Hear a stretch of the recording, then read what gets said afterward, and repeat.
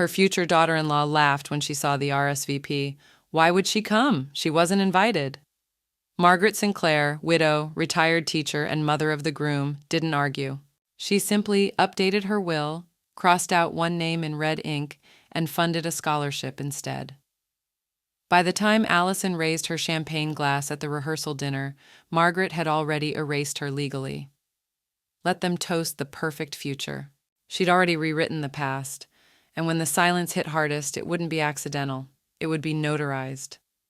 Margaret stood in the hallway just beyond the kitchen archway, a ceramic dish of baked brie still warm in her hands. She hadn't meant to eavesdrop. She was only looking for a place to set it down. But then she heard Allison's voice, sharp and syrupy. She'll embarrass us at the rehearsal dinner. Margaret didn't move, her breath caught between the syllables. Luke's response came slowly. Okay, I'll tell her it's just for the wedding party. They weren't whispering. They weren't arguing. They were planning. Margaret stepped quietly back from the doorway, placed the dish down on the sideboard, and forced herself to smile as she returned to the living room. A few of Luke's friends were sipping wine, chatting about catering details. The lights twinkled off the chandelier like nothing had changed, but something had. Later that evening, alone in her modest Westfield home, Margaret reached for her phone and opened the email from the venue. Her fingers hovered for a moment, then tapped Edit RSVP. She selected Regretfully Decline. Her hand didn't shake. She pushed the phone aside and walked over to the tall cabinet Robert had built years ago, the one with the smooth brass handle and faint scent of cedar. She opened the bottom drawer and pulled out the estate folder, thick with papers she hadn't touched in years. It wasn't spite that moved her. It was gravity.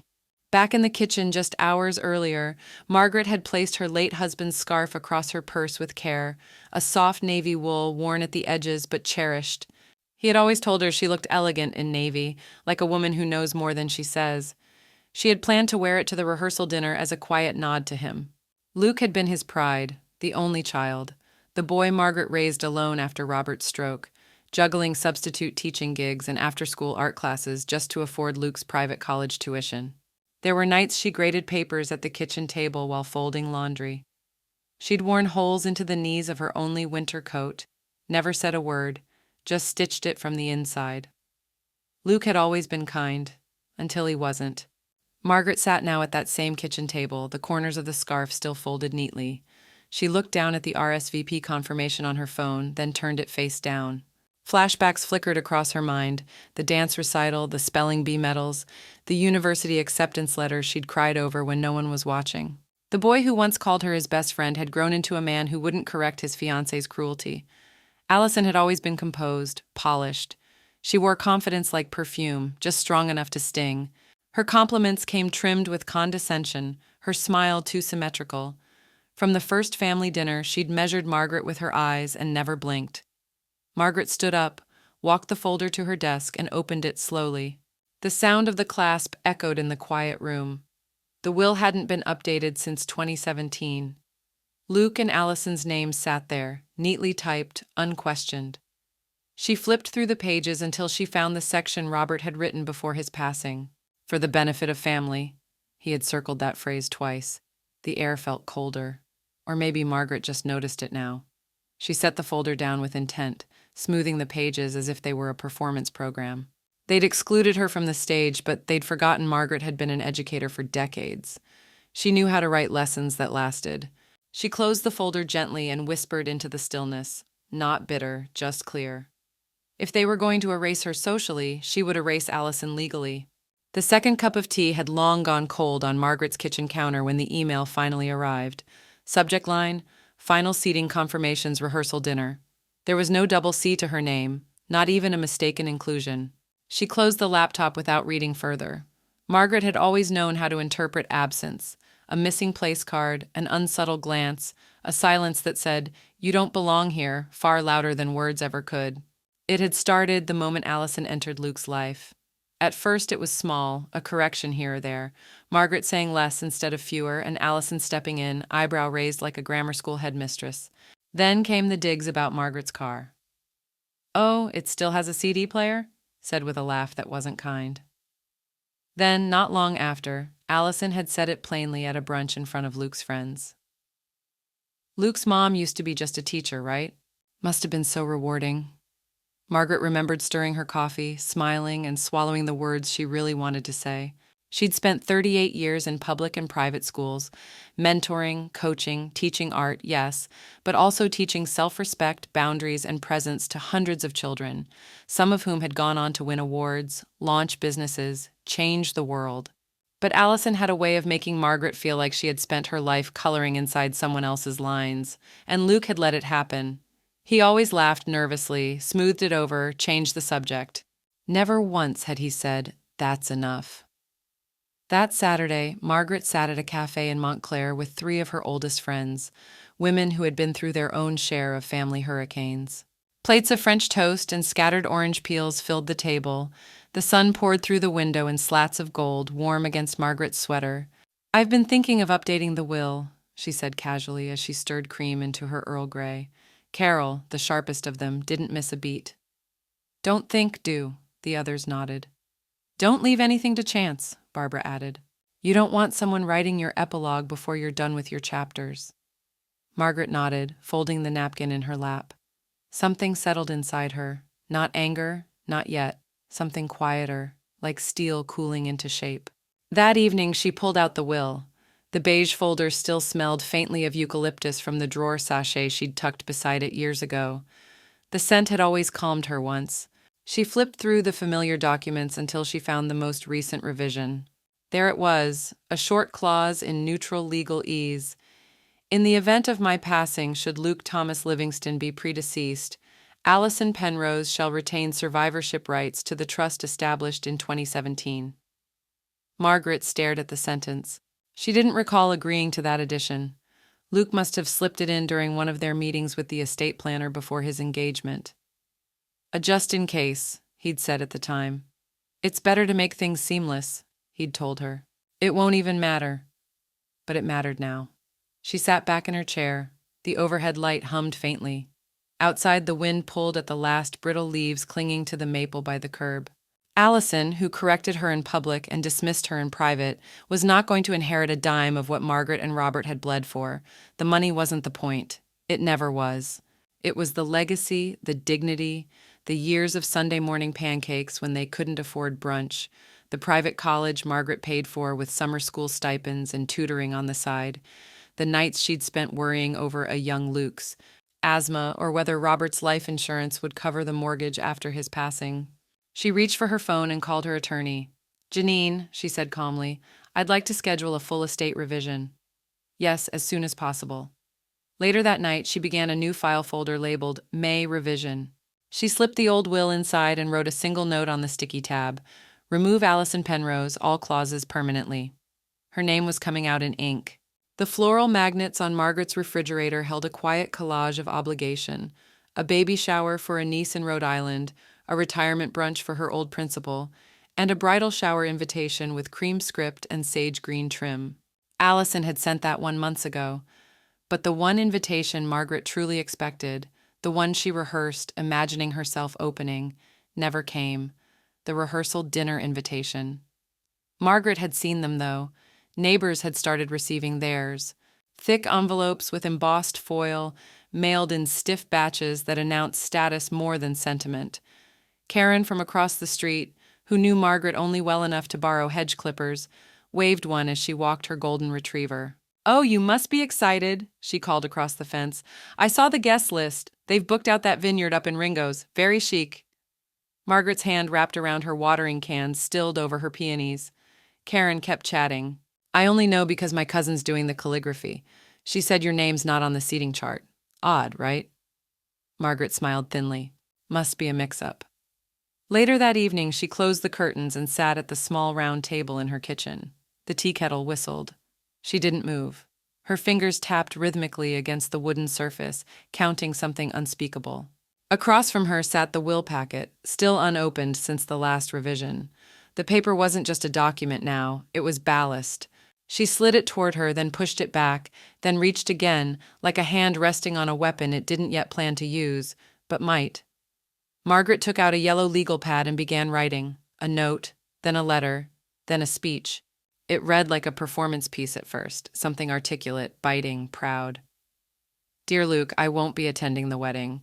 Not because I wasn't invited to dinner, but because I finally believe you meant to exclude me. She crossed that out.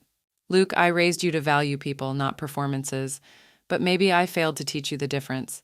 Number 2, scolding. Too emotional. She wanted clean. She ripped the page out, folded it neatly, and then dropped it in the bin.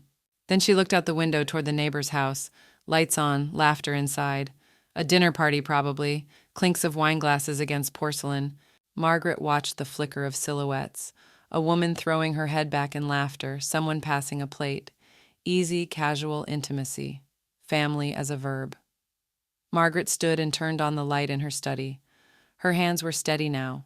She opened her desk drawer and pulled out the lawyer's card. Janine Solomon, Trusts and Estates, blue ink on cream linen. Her fingers hovered above the numbers, then pressed each one with purpose. The phone rang twice. Janine Solomon, came the voice, smooth and measured. Janine, it's Margaret Livingston, she said. I need to book an appointment, the day before the rehearsal dinner. Yes, that's the timing I want. A pause. Yes, I'm aware of the date. That's why. When she hung up, Margaret walked slowly back to the kitchen. She poured herself a glass of water, held it for a moment, and then opened the refrigerator. The save the date for the wedding still hung there. Ivory cardstock, eucalyptus wreath around their initials, A+L. She took it down. The magnet clicked softly against the door as she placed it beside the sink. Then she opened the drawer, reached for a fresh envelope, and quietly began drafting something of her own. The elevator ride up to the law offices of Solomon and Greer was slow, almost reverent. Margaret stood still, hands clasped around a leather folio that bore her late husband's initials. It was worn smooth on the edges. The elevator dinged, and the doors parted like a stage curtain. Margaret, Janine greeted her, rising from behind a glass desk, her black suit sharp enough to cut through hesitation. Come in. You brought the documents. Margaret nodded and followed her into the conference room, the smell of wood polish and old paper washing over her. She placed the folio on the table and sat down, back straight, voice steady. I want to update the will. Thoroughly. Janine's brow lifted slightly. Does this have to do with Luke's upcoming wedding? Margaret didn't answer directly. She opened the folio and slid forward a single envelope. Inside were handwritten notes, dates, and highlighted passages from her previous will. Margaret had underlined one name more than once, Allison. I'd like her removed completely, Margaret said. No mention, no token gesture. Just gone. Janine thumbed through the pages in silence, absorbing the shift in tone, the formality that came from someone who wasn't acting in rage, but in restoration. Margaret continued. I want to convert a portion of the estate into a scholarship fund in my husband's name for first-generation college students studying music or literature. A pause. And Luke? Margaret's eyes didn't flinch. He can receive a trust, smaller. It'll only activate if he divorces Allison. Otherwise, it stays with the foundation. Janine set down the pen she'd been holding. That's unorthodox, but not illegal. We'll include a no contest clause. If anyone challenges the will, they forfeit their share. I'm not doing this out of spite, Margaret said, her voice softer now. I'm doing it out of memory, of my husband, of the years I worked 2 jobs to pay for Luke's education, of the woman they think they can erase. Janine folded her hands. Do you want to sleep on it, think it over? Margaret shook her head. Number. I've already been silent long enough. Ink it. They worked for an hour. Every clause rewritten, every signature deliberate. The sound of Margaret's pen dragging across legal parchment was quiet but decisive. When they finished, Janine slid the new document into a folder and clasped it shut. Would you like a copy emailed or printed? Margaret looked out the window. From 10 stories up, the streets below looked small and unknowable. Both. She left the office with the document in her bag and something looser in her chest, a lightness that came not from vengeance but from clarity, the kind of clarity that sharpens with age, with grief, with being underestimated one too many times. As she stepped out onto the sidewalk, the late afternoon sun caught the gold trim of a large sign across the street, the Eldridge Vineyards Event Center. Her eyes flicked up. There, behind the floor-length windows on the second floor, she saw movement. Champagne glasses raised, waitstaff in crisp uniforms gliding past polished tables, and the faint outline of Allison in a cream sheath dress laughing. Margaret stood still, the sounds of the city around her reduced to a soft hum. From this distance it all looked perfect, curated, unblemished. But inside her bag was the real gift, the rewritten truth, the lines she refused to let them script for her. She turned away from the window and walked slowly toward the corner, each step measured, grounded. One block, then another. Then she stopped. She looked back once more at the venue, catching a final glimpse of clinking glasses and curated smiles. The doors to the Magnolia Room opened just as the first round of champagne was being poured. Margaret stepped through them like she had been invited, like her name was etched in gold on the seating chart. No coat, no smile, just navy silk, a single strand of pearls, and a quiet that hummed louder than the jazz quartet in the corner. Conversations dimmed, napkins paused mid-lap. Allison's laugh, sharp and buoyant just seconds earlier, sliced off mid-sentence. She turned slowly as if the presence of Margaret at her rehearsal dinner were a hallucination. Her hand, still holding her crystal flute, hovered in the air like punctuation without a sentence. Luke stood, his jaw clenched once before falling slack. "Mom?" Margaret didn't stop walking. She moved with the precision of someone who had memorized the layout of this very venue, in blueprints, in grief, in resolve. Eyes tracked her like dancers following a spotlight. At the head table beneath an enormous floral arch, Allison adjusted her expression, confusion thinning into something harsher, insult wrapped in a nervous smile. Margaret stopped 2 feet in front of her son. Her voice was quiet. "This is the last family event I'll attend. Enjoy your kingdom." She didn't wait for a response. Instead, she turned toward Allison, pulled a small sealed envelope from her clutch, and placed it directly into her palm. "This is for you," Margaret said simply. Allison blinked. "What is this?" "It's a piece of paper. I thought that language might be easier for you." A ripple of muffled reactions passed around the room. Luke's hands twitched at his sides. "Mom, please don't make a—" "I'm not making anything," she said. "I'm undoing." Allison broke the seal, unfolding the document with theatrical slowness, as though she still believed this was a misunderstanding. Her lips moved as she read the notarized excerpt. Her eyes skimmed, paused, then narrowed. Gone was the token inheritance. Gone the clause that Luke had insisted was just a formality. What remained was a void, a legal, notarized void that left Allison's name out of the legacy entirely, and added a stipulation that no one could contest it without forfeiting everything. "What the hell is this?" she whispered, voice dropping an octave. "It's the truth," Margaret said, still calm, still standing. I'm supposed to be—" Allison's words tripped over themselves.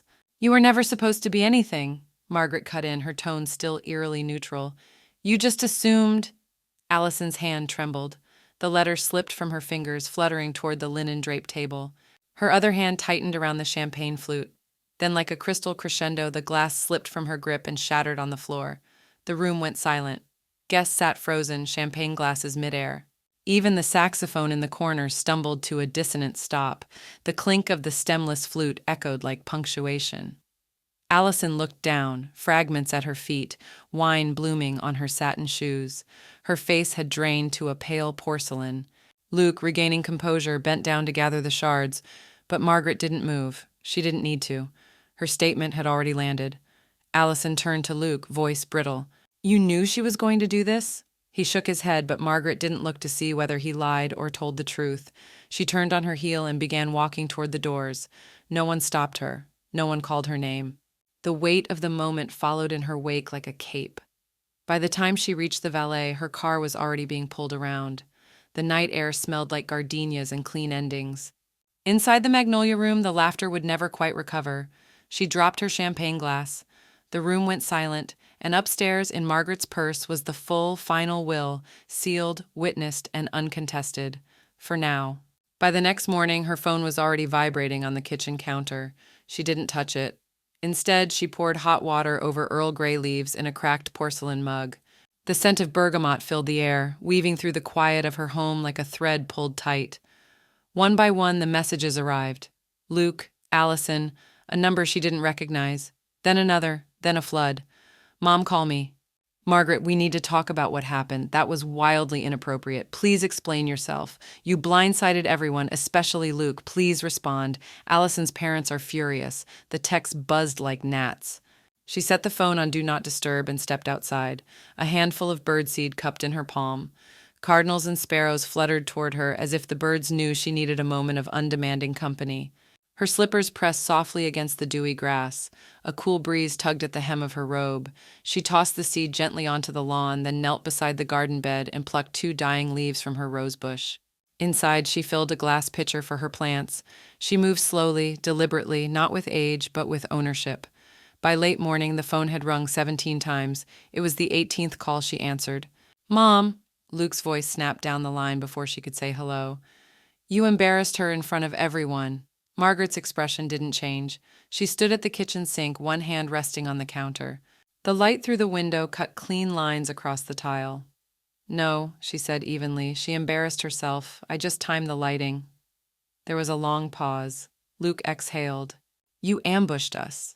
She spent 2 years correcting how I speak, rolling her eyes at my grief, making sure everyone knew I wasn't real family. What you saw last night wasn't an ambush. It was a finale. "She's devastated," he snapped. "She's strategic," Margaret corrected. Another pause, shorter this time, more defensive. "I'm not doing this over the phone, Luke," he muttered. "You called me." Click. The line went dead. Margaret lowered the phone and placed it gently on the charger. She looked at the tea in her mug, now gone cold, a soft film spreading across the surface like a second skin. She didn't reheat it. By noon, she'd folded a load of towels, rearranged a bookshelf, and repotted her ficus. The silence in the house no longer felt heavy. It felt earned. When the phone buzzed again, she almost ignored it until she saw the message flash across the screen. "Luke, my lawyer will be reaching out. He says, this can still be resolved." No greeting, no apology, just a number, just a warning disguised as outreach. Margaret stared at the screen for a beat longer than she meant to. Then she opened her drawer, pulled out the will packet sheet she'd finalized, and laid it flat across the table. Her fingers smoothed the embossed cover with all the reverence of a woman reading scripture. Let them try, she thought. She'd spent her whole life teaching art students how to draw light from shadow. This was just another composition, and she hadn't even started the second movement. The sun rose on the wedding day without Margaret's alarm ever going off. She'd turned it off the night before, no reason to wake up early for a celebration that had deliberately forgotten her. Instead, she stayed in bed a few minutes longer, the morning light slicing through the shutters like quiet stage lights on an empty set. She turned her head toward the framed photo of her late husband on the nightstand. His smile still looked like safety. In the kitchen, she pulled out the small box of blueberries she'd been saving and began to bake his favorite lemon blueberry muffins. The scent of citrus and sugar soon filled the house, a balm far sweeter than anything being served at the country club. She didn't check the time. She didn't check Instagram. She didn't ask herself what the bridesmaids were wearing or how many toasts were planned. She let the minutes pass like a distant song she didn't care to learn the lyrics to. The TV stayed off, her phone stayed face down. Instead, she cleaned the silver, wiped the baseboards, and rearranged the books in the hallway bookshelf from alphabetical to autobiographical, her life in spine color. She paused briefly around what must have been noon, pressing the warm tray of muffins to her chest as she stared at the calendar on the fridge. No circled hearts, no reminders, just a silent square around today's date, like an empty frame waiting for someone to earn a portrait. By 3, she was sitting on the porch, sipping chamomile tea while cardinals landed on the feeder. One of them chirped and tilted its head at her as if to ask, "Why aren't you dressed?" She smiled at the bird and said softly, "Because I wasn't invited." At 4:19 p.m., her phone buzzed with a message from Miriam, an old friend who used to teach music with her at the high school. "People kept asking where you were.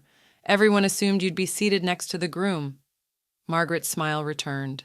Not bitter, not smug, but bittersweet. They noticed. That was enough. As dusk settled and the horizon bruised into shades of coral and navy, Margaret lit a candle beside her husband's photo, placed a single muffin on a porcelain plate, and whispered, "We didn't raise him for this, did we?" No answer came, just the creak of the wood floor beneath her slippers and the long sigh of a home that had known joy and grief in equal measure. It wasn't until 9:03 p.m. that the knock came. She opened the door only halfway. Luke stood there, shoulders slouched, bow tie undone, jacket wrinkled and slung over his arm like an afterthought. His face was flushed, not from alcohol, but frustration. "She's threatening annulment," he said without preamble, "unless you change it back." Margaret blinked, steady as ever. "Change what back?" Luke looked away, jaw tight. "The will." Her grip on the doorknob didn't flinch. He said. She says this, what you did is character assassination, that it shows you'll never accept her. Margaret tilted her head. Did she tell you why I did it? Luke hesitated. Did she mention the corrections, the comments, the exclusions? His silence answered her better than words. Margaret let the weight of the moment linger. I didn't light this fire, Luke. I just stopped pretending I wasn't burning. He stepped back as if scorched by something invisible. Margaret's fingers curled tighter around the edge of the door, not to shut it, but to steady herself, because what she was about to say next would fracture what was left of the illusion. And illusions, she'd learned, made for very fragile foundations. The next day, Luke stood on the doorstep again, this time with apology in his eyes and desperation in his posture. His hands were empty, but the weight he carried was loud, heavy with someone else's fingerprints. Margaret opened the door fully this time, no fear, no flinch. May I come in? He asked, voice taut. She nodded once and stepped aside. The warmth of the home made his shoulders drop slightly, as though some part of him remembered he was raised there. She didn't offer comfort. She offered routine. Tea? She asked, already turning toward the kettle. Luke hovered near the dining table, unsure whether to sit or keep standing. Sure. She moved with practiced grace. The porcelain cups clinked gently as she arranged them. The kettle hissed like it held something back. Chamomile and orange peel filled the room, soothing scent for an unsolvable equation. Luke waited until she placed his cup on the table. This is tearing the family apart, he said. Margaret stirred her tea once, twice, then rested the spoon neatly on the saucer. She didn't speak, not yet. She's not herself, he tried again. You humiliated her. She raised an eyebrow. Did I? Her voice was quiet, unhurried. Luke faltered. Mom, this change to the will, it's nuclear. She's devastated. Margaret finally looked up, meeting his gaze squarely. Would you like to know what devastated feels like, Luke? His silence was answer enough. I've kept records, she began, voice still measured but no longer soft. Not out of paranoia, out of pattern recognition. Luke blinked. Every time she corrected my grammar in front of others. Every time she called my car charming like a rotted peach. Every time you stood beside her, stone-faced, while she erased my presence in your life, I noted it. She reached into the drawer of the sideboard and pulled out a thin manila folder. She didn't hand it to him. She didn't need to. It's all there, the photos you cropped me out of, the dinner parties I was invited to last minute, if at all, the Christmas where she gave me a re-gifted candle and told me you probably don't use much anyway. Luke's face flushed, shame crawling up his neck. You didn't just let it happen, Margaret said, voice tightening. You endorsed it. He finally sat down, the tea sat untouched, steam fading. She said you were trying to sabotage the marriage. Margaret tilted her head. Did she tell you why? She said you never liked her. Margaret gave a bitter smile. She's right, but that's not sabotage, that's discernment. Luke looked away, jaw clenched. After a long pause, he spoke again. Would you consider undoing the changes? Margaret took a sip of tea. It was no longer piping hot, but still warm enough to comfort. She set the cup down with delicate finality. Ask me again, she said, when you're not being coached. Luke looked up sharply. When your words are your own. When your loyalty isn't contingent on her happiness. When you remember I paid for your violin lessons and college tuition with night shifts and peanut butter sandwiches. When you stop pretending she didn't choreograph this. A quiet settled over the room like dust. Luke didn't argue. He didn't cry. He didn't hug her. He stood, thanked her for the tea, and walked out. The door clicked shut behind him. The next morning, Margaret's lawyer called. A petition had arrived, filed by Allison. Grounds, undue influence. Margaret smiled faintly as she hung up the phone. She'd been waiting for her to make that mistake. The envelope didn't scream when Margaret picked it up, but it might as well have.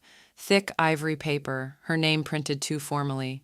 The return address stamped with a law firm she didn't recognize. She opened it with surgical calm. The words were clinical, legalistic, but the venom behind them was unmistakable. Petition to contest will, grounds undue influence due to grief and diminished capacity. Allison wasn't just trying to claw her way back into Margaret's estate. She was attempting to rewrite the entire narrative. Margaret pressed her thumb against the paper's edge until it dented. No trembling, no tears, just a flicker of old grief cracking into something sharper. She made one call. Come in first thing tomorrow, her attorney Nora said, and bring everything. The next morning, Margaret stepped into Nora's office carrying a binder in both hands, leather worn at the corners but intact. She laid it down between them with purpose. Nora opened the cover and raised an eyebrow.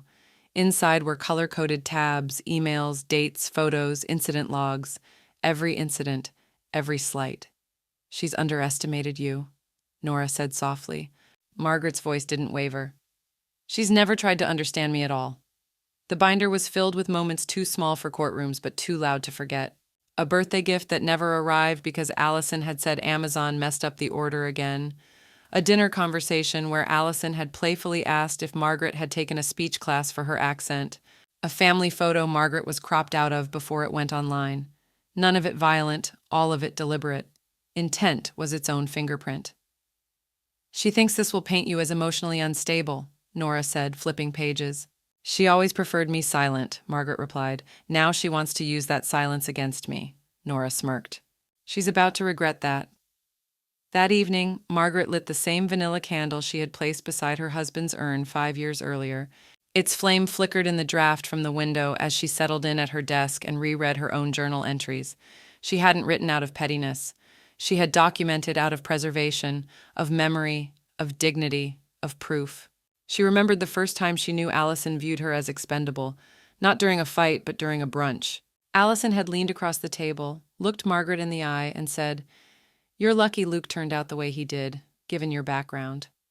Margaret had smiled, but that day the journal pages multiplied. On Thursday morning, Nora's number lit up Margaret's phone again. "Brace yourself," she said. "Allison is about to take this beyond legal. She's going public." "Online?" Margaret asked, not surprised. "My guess? A blog post. Something manipulative but vague, designed to earn sympathy before facts arrive." Margaret didn't blink. Letter. But later that night, it arrived faster than expected. A ping from her niece, Holly, broke the stillness of Margaret's reading hour. "Holly thought you should see this link. alifeinlace.substack.com. Margaret clicked. A photo of Allison in white linen. A somber expression beneath perfect makeup. The title, bold and unforgiving, Toxic Mother-in-Laws, My Story. No mention of names, but Margaret didn't need them. Her silence had always been seen as permission. Tonight, it became her witness. Allison's polished essay spread like wildfire on Facebook and Instagram, especially among wedding forums and lifestyle groups. Her words dripped with calculated innocence. She was the outsider, the victim of a cold, controlling matriarch with too much money and too little empathy. She painted Margaret as manipulative, passive-aggressive, and obsessed with control. The photo she used, Luke and her looking radiant in engagement bliss, was carefully chosen for effect. For the first few hours, the comments were sympathetic, until someone started reading between the lines. "Didn't she just host a rehearsal dinner that excluded her mother-in-law?" one commenter asked. "I thought she bragged about choosing her guest list strategically on her Instagram stories," wrote another. Then a third. "Wait, I remember seeing this woman post a meme about retiring boomers and tagging her fiancé's mom in it." The tide shifted slowly, then all at once. A private Facebook group dedicated to local wedding vendors picked it up. One florist who had worked with Allison the previous year commented, "She asked if I could tone down the geriatric vibe because her fiancé's mom was overly sentimental."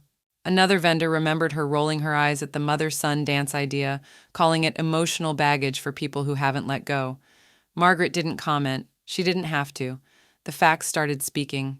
By the end of the week, someone, anonymous but not uninformed, leaked screenshots, text messages, DMs, emails. A former friend of Allison's, perhaps the one she'd burned on her climb toward perfection, shared a screen recording of a group chat. Allison's words were unmistakable. She wears those faded scarves like she's starring in a depressing French film. Her voice sounds like one of those vinyl records left in a damp garage.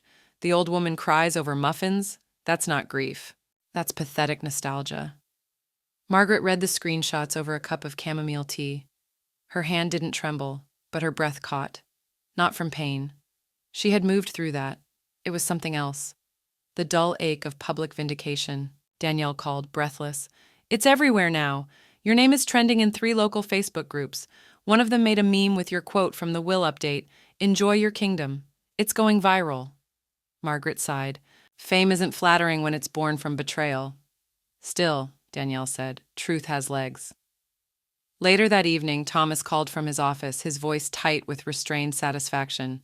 She crossed a line with the blog post, he said, but karma just threw her over the edge. Her employer reached out to me directly. Human Resources flagged the post and the texts. She's been placed on leave pending an ethics review. Margaret's brows lifted. On what basis? She's in marketing for a women's wellness brand. Their entire mission is built on empowerment and compassion. Publicly humiliating her elderly mother-in-law isn't exactly on brand. Margaret gave a single clipped laugh. I suppose hypocrisy doesn't test well with focus groups. Luke didn't call that night or the next, but by the third day the doorbell rang just after sunset. She opened it slowly, expecting perhaps more fallout. There stood Luke, hair rumpled, dark circles under his eyes. His tie was missing. He carried nothing but a duffel bag and a hollow look. I moved out, he said quietly.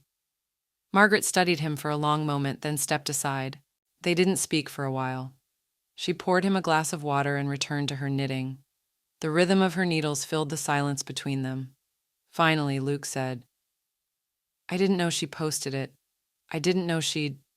He swallowed. She says I should defend her, that you're ruining our life. She looked up, her voice even. No, Luke. She ruined her own narrative. I simply didn't protect her from the truth. He rubbed his face with both hands. I think the marriage is unraveling. Margaret didn't smile. She didn't gloat. She only said, you can only stitch fabric back together if it was made to hold in the first place. Next morning, Margaret first heard the news through a woman she didn't even particularly like. It was a clipped comment over coffee at the town library's book donation drop. Oh, didn't you hear? Luke and Allison are taking space? Very modern.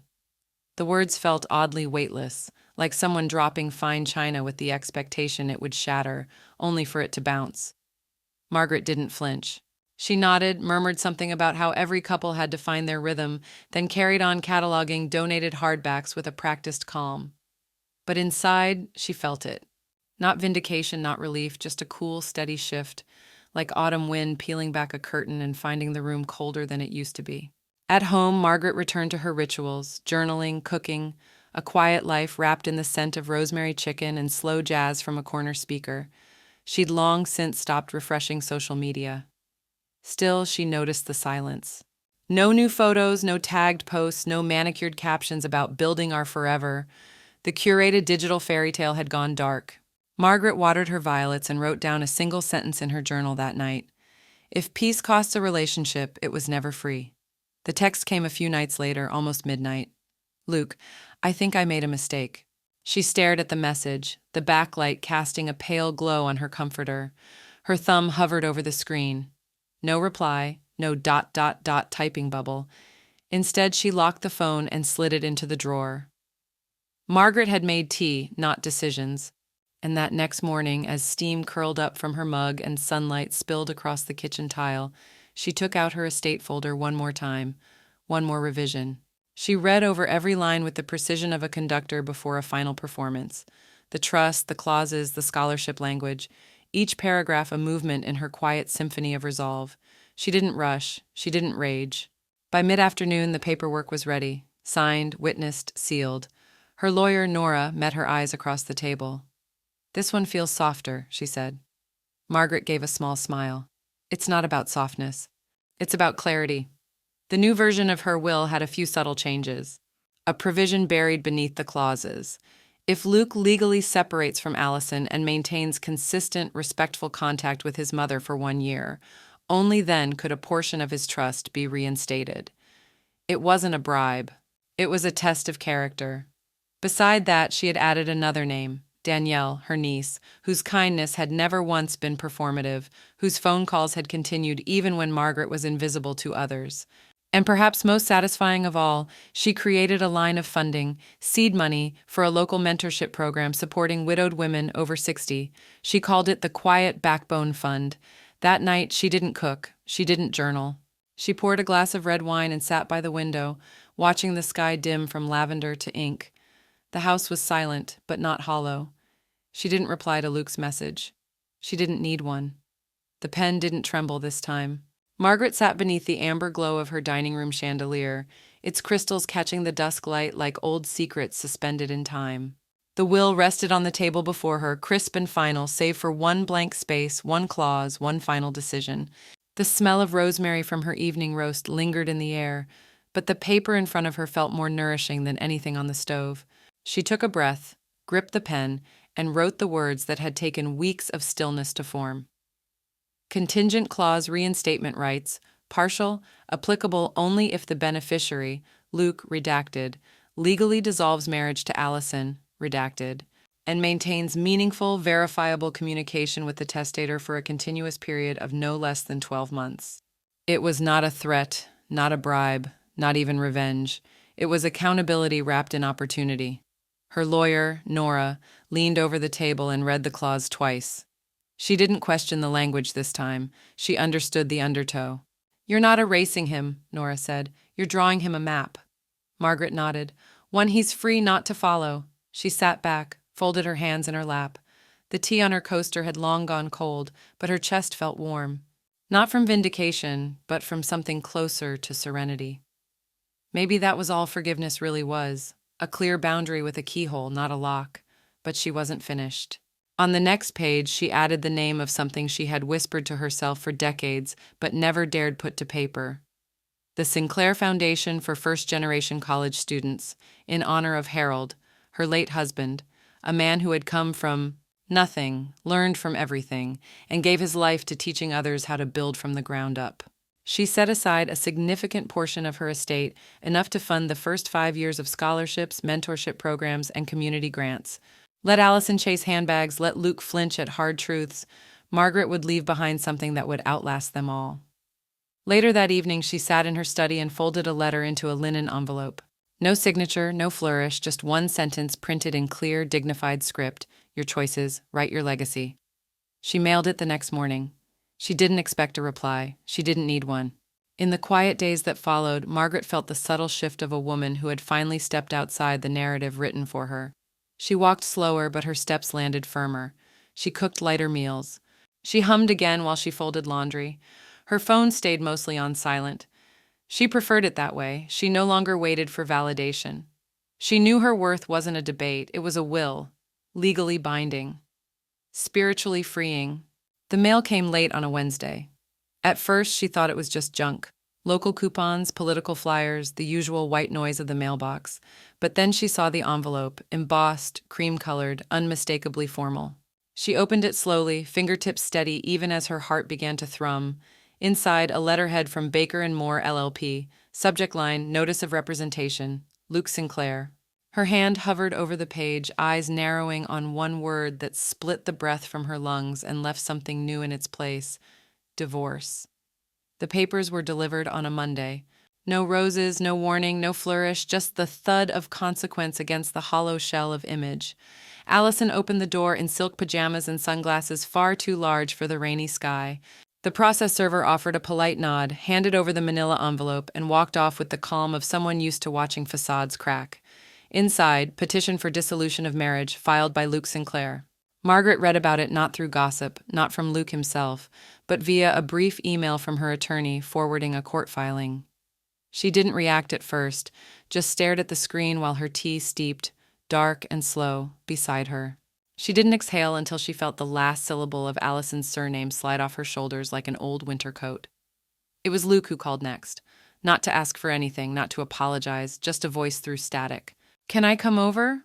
She almost said no, almost let it ring, but she answered, and then she let silence do what explanations never could.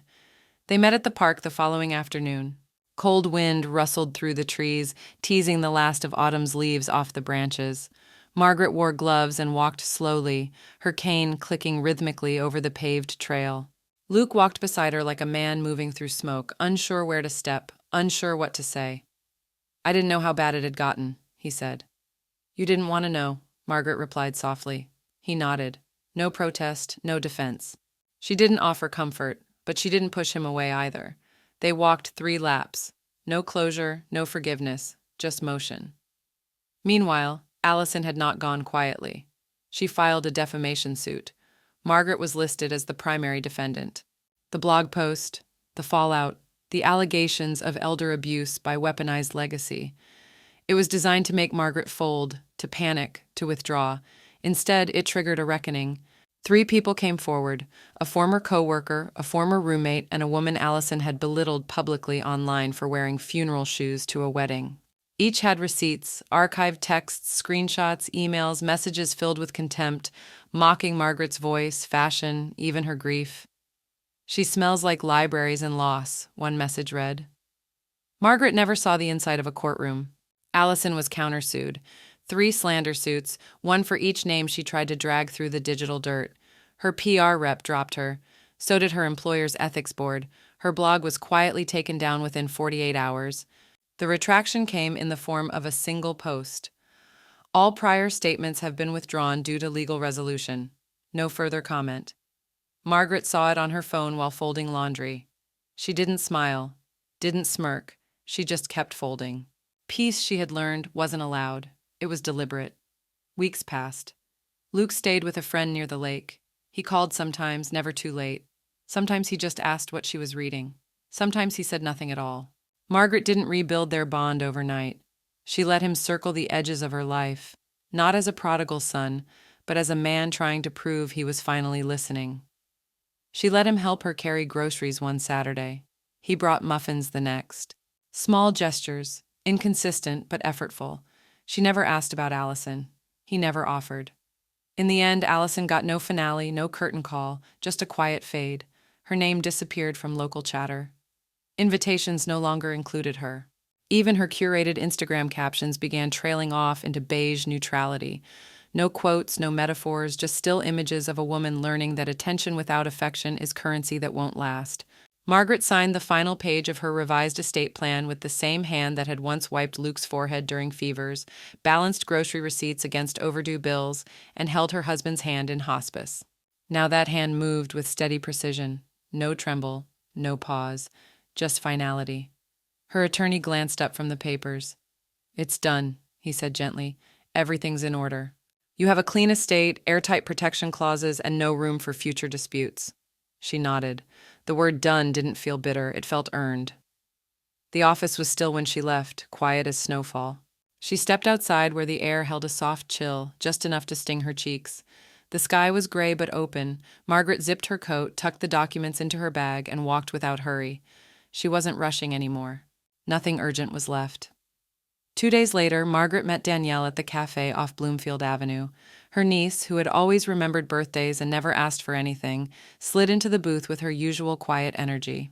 "I got the co-executive forms," Danielle said. "I read everything twice. I'll protect it." "Aunt M." Margaret smiled, not out of obligation or sentiment, but relief. "You'll do it with grace," she said. "That's more valuable than iron walls." They sipped their tea without rushing the silence. Some legacies didn't need loud declarations, just willing witnesses. That Saturday, the Scholarship Foundation held its launch event at the Newark Community Arts Center.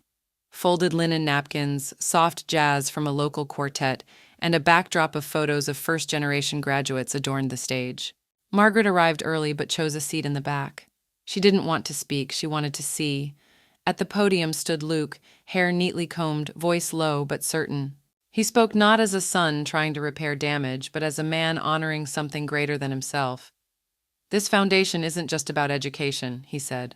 "It's about remembering who held the ladder when we couldn't see the next rung." Margaret's eyes welled, but she didn't let the tears fall. Not yet.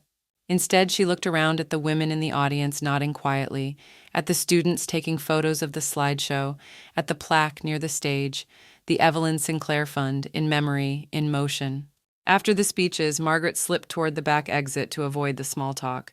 As she reached for her coat, a soft voice behind her said, "Excuse me." She turned. A woman, middle-aged, well-dressed, eyes kind, stood behind her with a hand on her own heart. "You raised a good one," the woman said. "The way he spoke about you, it's clear where he learned dignity." Margaret blinked, stunned for a breath, then gave a simple nod. "Thank you," she replied. "He's still learning, but he's trying." "Trying's the beginning of grace," the woman said before slipping away. Margaret stepped outside into the evening chill. Snow had started falling, soft as dust. She tilted her face toward the sky. No camera flashes, no audience, just weather and breath and a body still strong enough to walk her own way home. There was no medal for restraint, no trophy for staying quiet when you could have screamed. but there was peace. And tonight it filled every part of her that once needed proving.